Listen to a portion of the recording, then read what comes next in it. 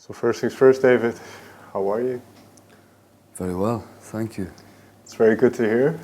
So before we get into the record, I'd like to jump back to the beginning a little bit.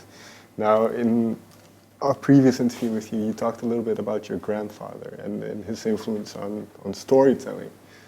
What to you was so appealing about storytelling early on in your life?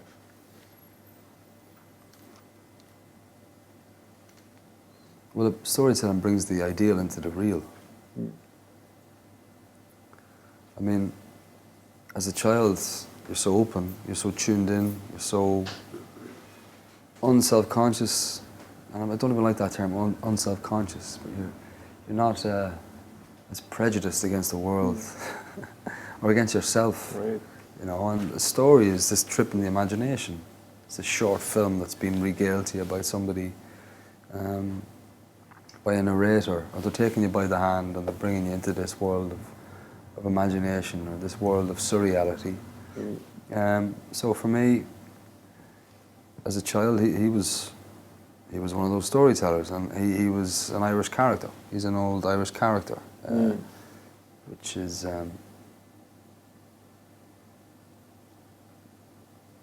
something that should be preserved. That sage at the bar, or some woman playing the button accordion on a side street that's just going to gift you this insight, this wisdom. So, yeah, storytelling was very important for me as a child. Still is. Fascinated by it. How a story can animate somebody into this greater thing, you know. Sure. So. At that age, were you telling stories yourself? Because when you're younger, it's a little bit more difficult. But were you telling stories or writing stories down?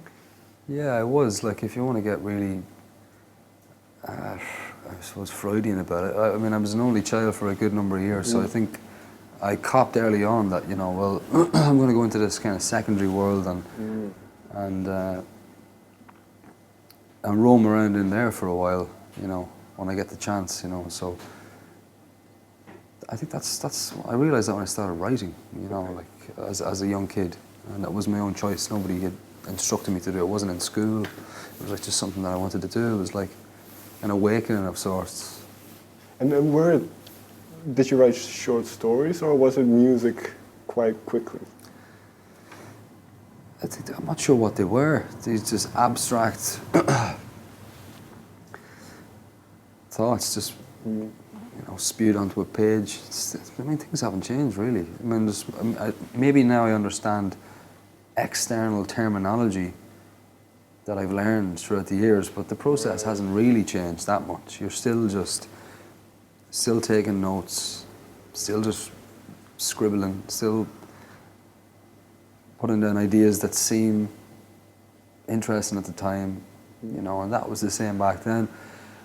I remember singing from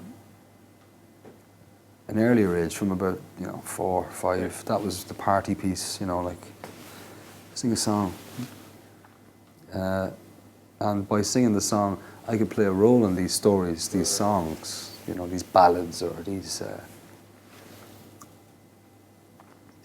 short films, you know. So I remember singing from early on, and then when I started writing, it was an amalgamation of the two, you know.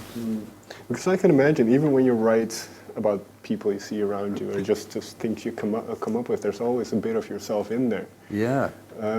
You're projecting yourself into somebody else, and vice versa, you know. So what did you?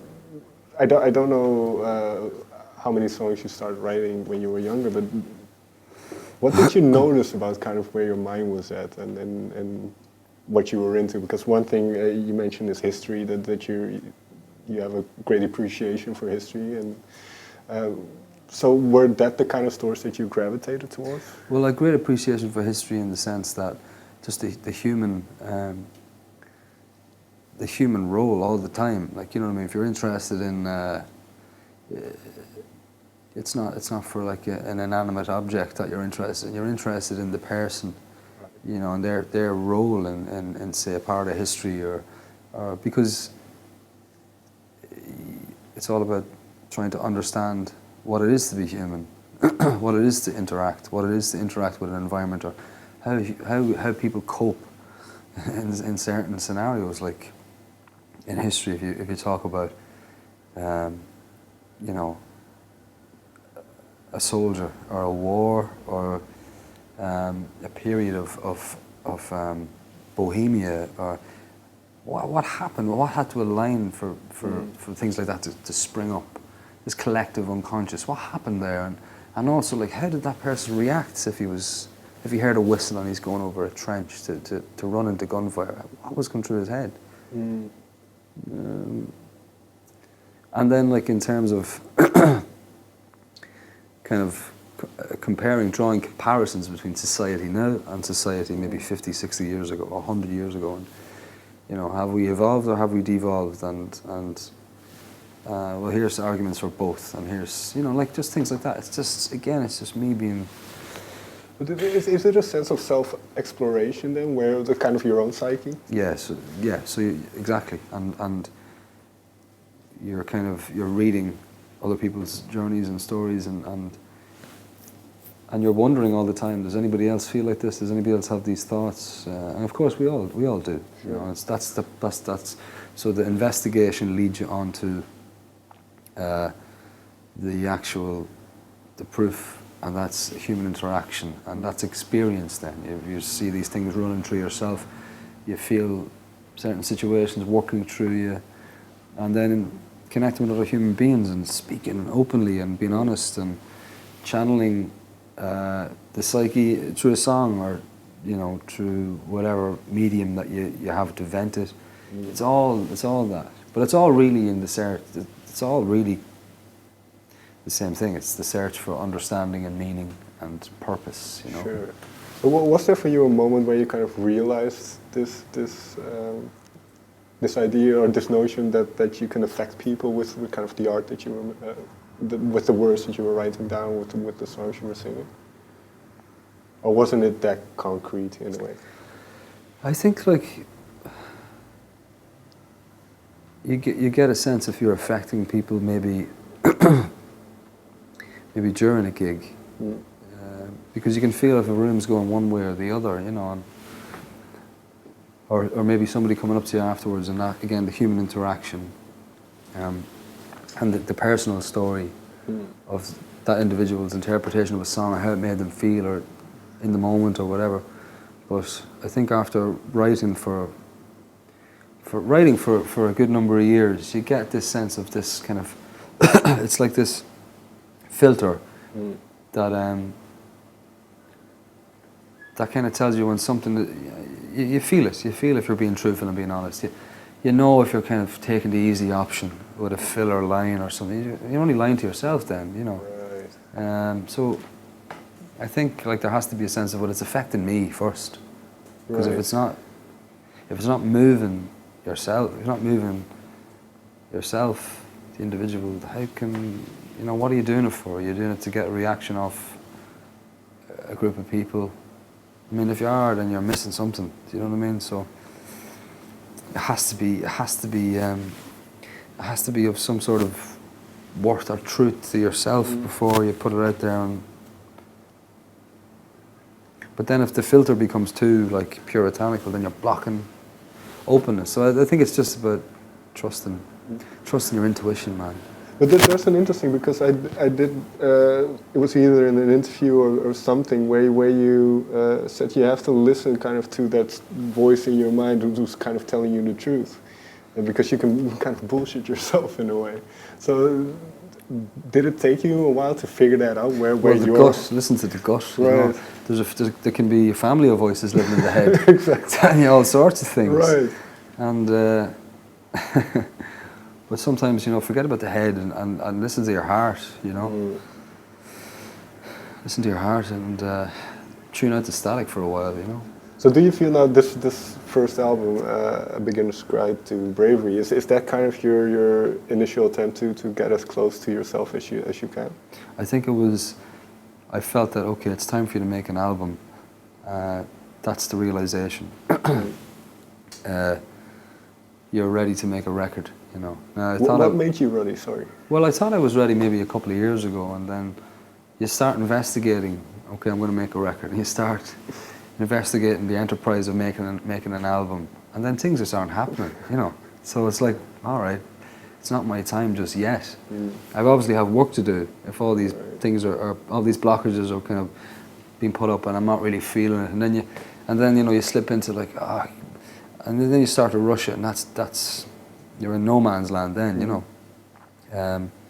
But I wanted to make an album, and I felt like I had I had lived enough of it to be able to sing the songs in truth, and also that I had a great band that took a couple of years to formulate, and that you know, the trust had to be built, the understanding had to be built. You know, I don't speak really in musical terms, and it took a while for me to just build that relationships with a band. So things started to align, and then when I put kind of ideas out in front of me, and I said, okay, well, there's an opportunity here to tell a narrative of which would kind of map your emotional development over the last 4 years, and to describe the interactions and the different environments, and in doing so you'd be able to get all this off your chest, you'd be able to clear out some headspace, and you'd be able to get some healing done in the process, and you'd be able to, as I said earlier, get some sort of understanding of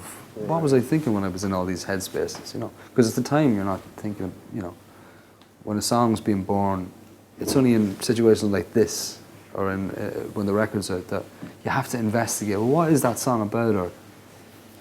And it can be frustrating, because you're almost like, well, who am I to start poking at it and start, what are you about? You know what I mean? Because that's so fucking one-dimensional, do you know what I mean? But I think there's a narrative in the album, and there's a story that was told. And, you know.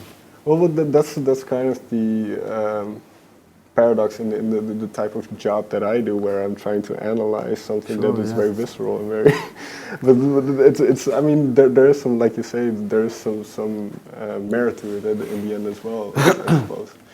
So for you, is there one song that especially after, because I'm going to assume that all of these songs have been written for quite a while. So all of them except the healing, because I mean we did the album in 5 days in May of last year, and then in August I wrote the healing, and it demanded to be on the album, you know. Why?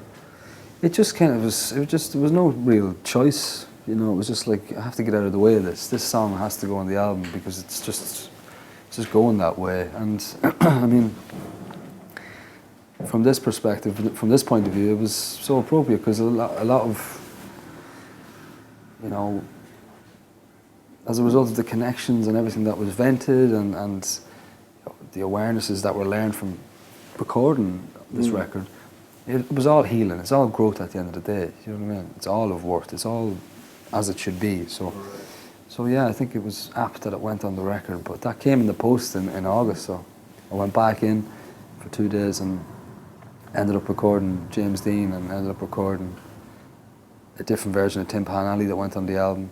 Just a live. There was a video that was set up, and the audio, just the take was I thought it was more honest, so we used that. Okay. And then the healing with the band, and the band really come alive in that song. Well, I was going to say, with that song in particular, what struck me were the dynamics in terms of the music, and then from going from chorus to kind of the pre-chorus and verse. Yeah. There's such a dynamic in that. So how did it kind of come together in the studio, or do you think of that before? No, it was fairly fully formed going in, and you know, as I said, I'm not. I was really grateful that song came in the way that it did, and the structure that it did, and the different changes in the song, you know. Because, you know, I'm surrounded by in the band are incredible musicians, you know, and I got the words, and I've got a few chords on my guitar, and I play the piano badly, you know. So I was happy when that one came, and I was like, okay, here's me using more than 4 chords, you know. Here's I'm showing a little bit of musicality in it. So yeah, and it's very exciting to play that tune. So. So a lot of the songs have been with you for quite a while. So is there one in particular, because we talked about it just now, that kind of changed in meaning for you, or even listening to other people's interpretations has shifted in a way? And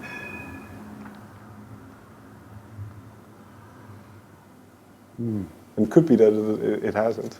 Yeah, change in meaning. I think maybe songs where the meaning, my subjective meaning, was maybe elaborated on by other people. But I like, for instance, when we were recording the record, I knew that I had to step back into the same headspace that I was in when I wrote the song to kind of deliver it as it should be delivered, and then allowing for like just reality to come in as well. But so I got to kind of step into these realms, and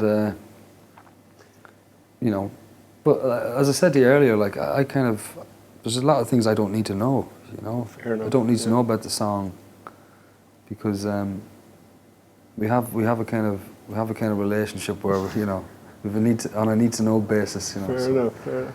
But then I can assume then with what you mentioned, kind of having to step into certain songs. I mean, is it difficult to muster up a specific mood? For instance, if you take certain songs like Holy Ghost or Altar Wine, or certain songs require, I suppose, a certain mood or a certain mindset. Yeah, well, like, Altar Wine's a good example because that song had been with me for a couple of years, and it was just me on the piano, just tinkering away. But when I brought it to the band, I wanted to get it totally different. I wanted to distill it even more and make it more primal, and it grew and grew and grew, and it became this kind of exorcism. Because in terms of the record, I was thinking, well, Altar Wine is almost the breakdown. You know, it's like the exorcism. It's the exorcism. It's just this catharsis. It's this like, it's built up to such a place of the pressure needs to be released, and that's that scream at the end. Sure. And I'd never released that scream.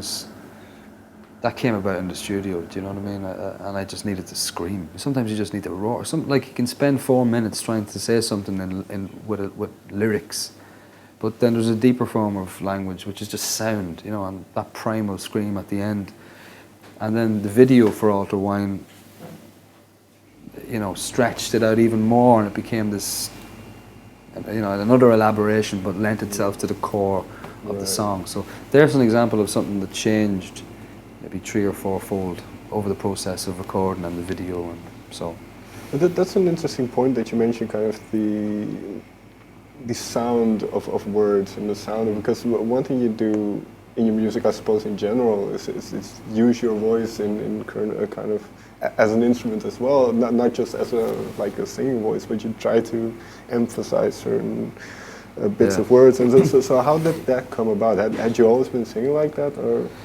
I think there's probably an element of just playing on my own for a good number of years without a band, and so while I'm kind of playing at this percussive kind of acoustic guitar, I don't use, just with my hands, pulling at ringing the sounds out of the guitar. And I think the ringing of the guitar came from maybe this subconscious, like wanting to play the electric guitar, but not having an electric guitar or an amp. Do you know what I mean? It's actually as simple as that. So I'm trying to get the fullest sound I could out of an acoustic, trying to, you're trying to ring all the energy out of it, and then using the voice that maybe a string line would come in, trying to be this one-man band, really. I think, and because I played for a number of years, you're not playing your own gig; it's somebody else's gig. You're the support act, So I think I'd maybe try to project in a certain way that would penetrate the noise at the bar,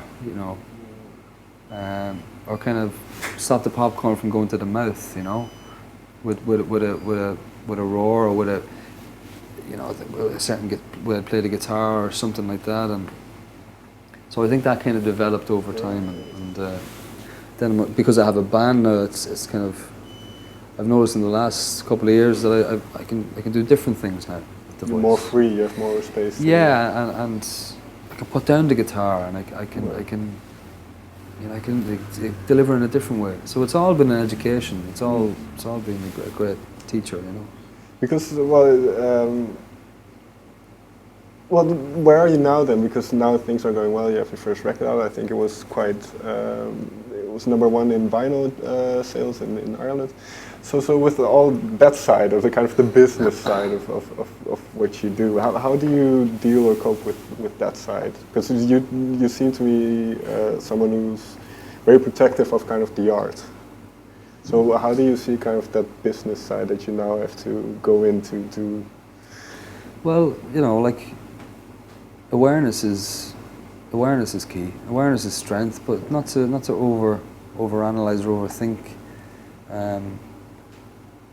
You know, like it was never about trying to, you know, have a bank balance over. Right. It was never, you know. So, but like, I have to be aware as well. I have to be. You know, you can't just delegate your whole life over to somebody else. You know.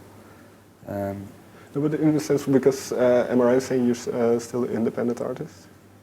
Well, I've signed with Rubyworks, which the Rubyworks are independent, but. Well, because the kind of that creative control is very important. Well, that was everything, and that is everything, you know. And like, I think anybody who works with me just kind of knows there's that. Well, you can't, you know. It's more of a. It's not a corralling. It's more of a. Let him be free in it, because there's no choice, because otherwise I'll get in my boat and I'll start rowing away, because you know I know what I have to do to write. I know what is there in terms of songs that are coming. I know where I want to go, what I want to explore, and you know, I'm not really going to sit around and wait for somebody to tell me that it's okay to do it. I mean, I've been releasing records on my own for a number of years. I think signing with Rubyworks was, again, trusting the intuition and saying, okay, well, you have an album here, and my knowledge of logistically, you know, bringing a record around the world would be limited to a certain extent. So I said, okay, well, this will be an amalgamation of, and I'll learn from this, you know, and it's important, I think, for any artist, any musician, anybody starting out to recognise their own self-worth and to know that their worth and their weight and their capital is their songs and their art, and to be aware of that. So for me to step in and to sign with anybody, a lot of things had to be a certain way, and obviously creative control, and it's been that way. So long may I continue to try to cultivate that, and and also as well, there's always new songs coming, and I have a lot of records that I want to make. So, you know, now that I've put out the first one, it's time to get cracking on the next one. Yeah, because you mentioned that these songs are kind of the past 3-4 years, your emotions, kind of the people you met and all that. So is that, it's going to sound weird, but is that chapter now closed in a way, even though it's just released? And are you now opening yourself up to new ideas? Absolutely. Like, I was there when I was recording the album, very present. When I was mixing the album, very, very present. But I didn't listen to the record until,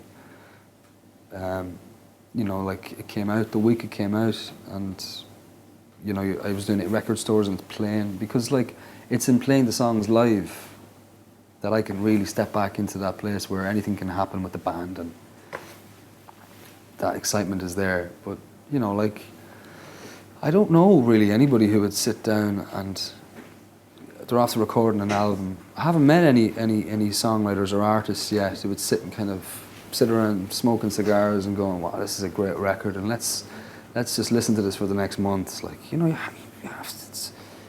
you're always hungry in a way. Yeah, it's important to keep that hunger and not to live off the fats of previous endeavours. And I'm not going to wait 18 months to release another album, or 2 years. I'm not going to do that.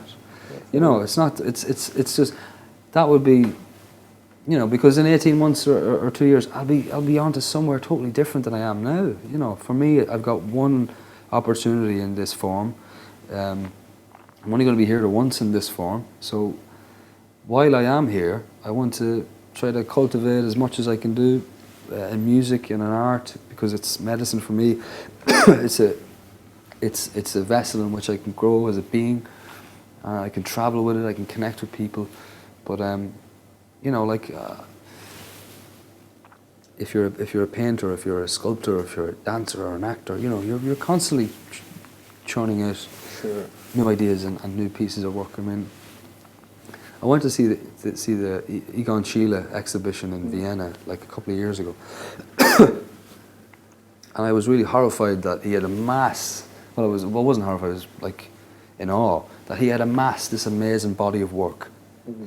And I think he passed away at 28 or something. He was very young when he passed away. He got ill, a Spanish flu, I think. But it's just this huge body of work, you know. And painters are given that freedom to just put out these huge bodies of work. Whereas at the time, I was saying, oh, I haven't got an album out yet. You know, and so that's the attitude that I kind of have. You know, say, well, okay, I'm going to fight to have the freedom to just, you know, put out records because I need to grow and I need to empty out the well. Mm. It's okay having a backlog of, you know, 30 or 40 songs to draw from, but what happens when the well is empty and you have to reconfigure? And that's exciting. That really excites me. So it's kind of discovering new things about yourself. Yes, that sense of total like shedding of a skin, rebirth, and you see some incredible artists and they have amazing bodies of work, and they follow that path. So that's something I'd like to investigate and just follow the flow, you know. Final question then, a beginner's guide to bravery. What in your mind we as human beings could use a little bit more bravery?